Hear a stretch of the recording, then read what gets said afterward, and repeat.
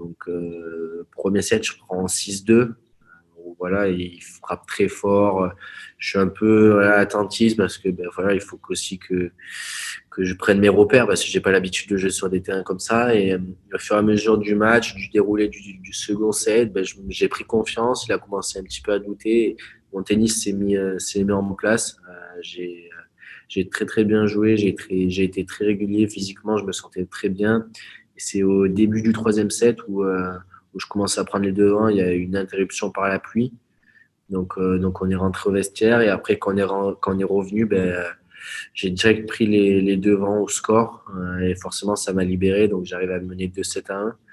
Et après, à 2-7-1, on se break mutuellement assez souvent dans le set où on arrive à 4-4 où j'ai des balles de jeu que je fais pas, machin. Et au final, ça fait 5-4 et après, je me fais rebreaker 6-4.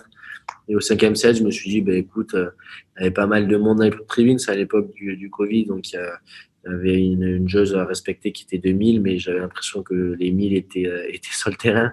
Donc, Yes. donc j'ai essayé de profiter de chaque moment.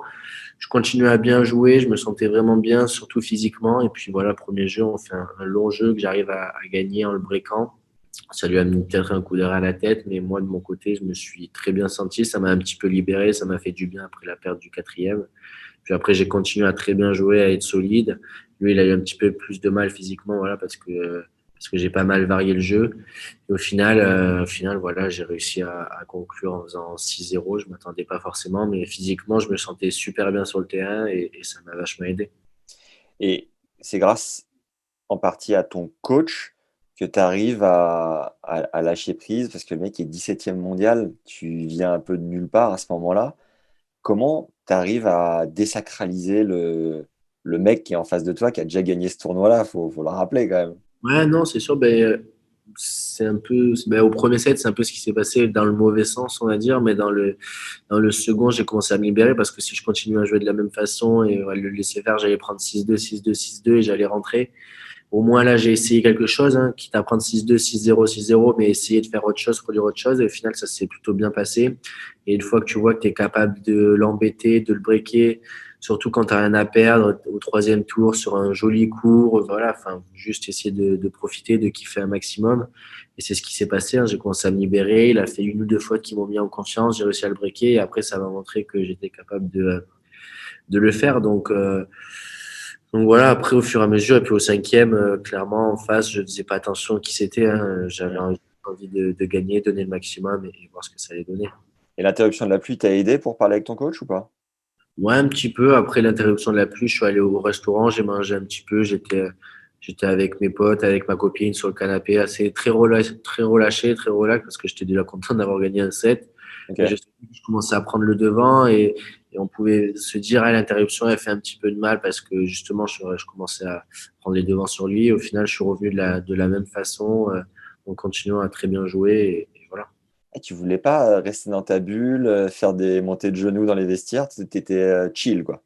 Ouais, non, j'étais assez relâché. C'est sur le match contre Team après sur le central où au début il y avait beaucoup de vent. On a joué à l'extérieur. Il y a eu la pluie. Et, au premier set, c'était à 4-3, il me semble. On a arrêté. On nous a mis dans une chambre juste à côté du central. Et en fait, les entraîneurs n'ont pas le droit de venir.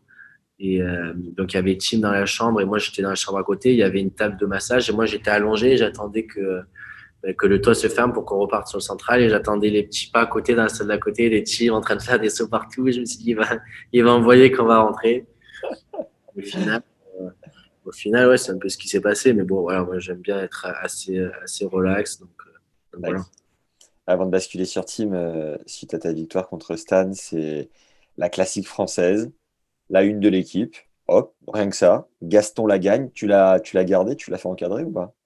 Ouais, on me l'a offert après le tournoi parce que forcément, quand tu es dans le tournoi, je savais que j'avais fait quelque chose de super, mais je me rendais pas forcément compte aussi de tout ça parce que faut pas oublier qu'on était encore dans une bulle, donc on sortait pas vraiment, on voyait pas trop ce qui se passait à l'extérieur.